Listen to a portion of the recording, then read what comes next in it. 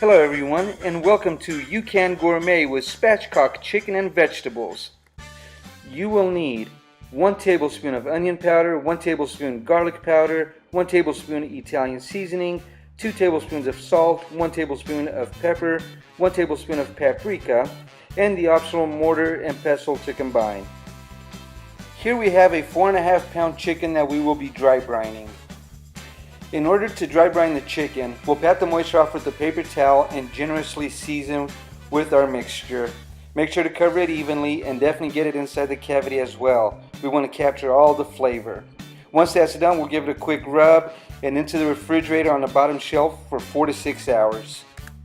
As my oven was preheating to 425 degrees, I went ahead and washed, peeled, and chopped my carrots, potatoes, celery, and zucchini, and I threw it into my 12-inch stainless steel pan. I'll also give you guys a quick peek of my favorite chef knife. Alright, now to spatchcock the chicken. Simply turn the bird breast side down, and with a pair of kitchen shears or a strong pair of scissors, start to cut up alongside of the backbone towards the neck cavity. Once you've gotten there, turn the bird the opposite direction, and start to cut back down towards the tailbone. The kitchen shears should get through that relatively simply. If not, simply cut closer to or further away from that backbone. And don't forget to save that. It'll make a great chicken stock later on.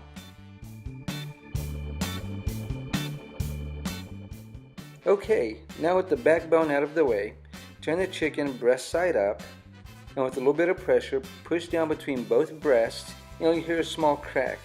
That tells us that the breastbone is broken, and now the chicken is spatchcocked or butterflied. Tuck in the wings, apply a little bit of olive oil, a pinch of salt and pepper, and that'll give us a nice crust as it cooks in the oven. Brining is a fantastic technique that helps meat retain its moisture, and it helps draw in the seasoning and herbs that we added to it that marinating does not do. Now that our chicken has been brined and prepped, I added a pinch of salt and pepper to the vegetables. Not very much because the chicken will render down some of its salt and pepper from the dry brine. I also had a half of a lemon that I zested, and I added that to the vegetable mix. Now I'll add 2 cups of chicken stock and mix it in. I'll bring all the vegetables to the center of the pan, and then I will gently lay the chicken right on top. Now with the vegetables and the broth mixed, I'll add the chicken to the top of the vegetables, and into a 425 degree oven it'll go for about 50 minutes or until it hits 165 degrees internal temperature. It may vary.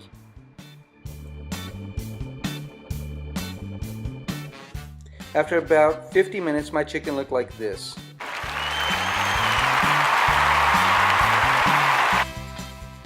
Now that the chicken was perfectly cooked, I decided to pull it off and set it on the stove top to help keep it warm. Now I'll go ahead and squeeze in the half of the lemon juice that we zested earlier. Taste for seasoning, and this would be the time to adjust if needed. Perfect. So all I had to do was return it to the stove on medium-high heat, start working that broth down, and that'll really intensify the flavor of the vegetables.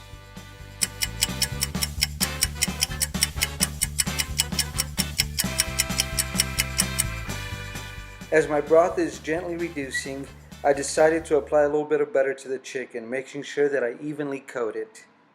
Now please excuse me as I go into my spa treatment aromatherapy.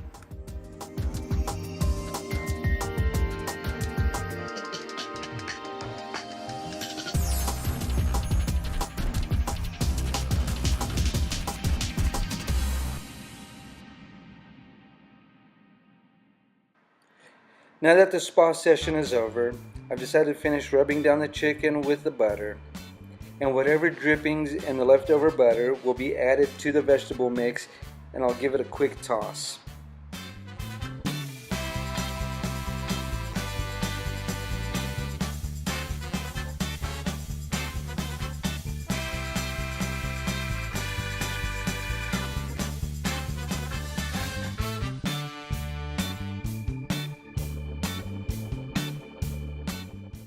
Okay, and we've arrived at the payoff. Notice how easily the chicken leg and thigh will separate from the rest of the chicken. The knife will mainly be used to cut the chicken skin to keep it from tearing. You're going to have to forgive me for my lack of plating, but at this point I was ready to dive in. Notice how the clear juices indicate a thoroughly cooked chicken and the meat remained moist. Thank you for spending some time with me, and I hope you remember that you too can gourmet. If you've enjoyed this recipe and would like to see more, click subscribe, thumbs up, share, all that good YouTube stuff. You'll get better in the kitchen. Hopefully I'll be better at YouTube, and together we'll both improve. Thanks again.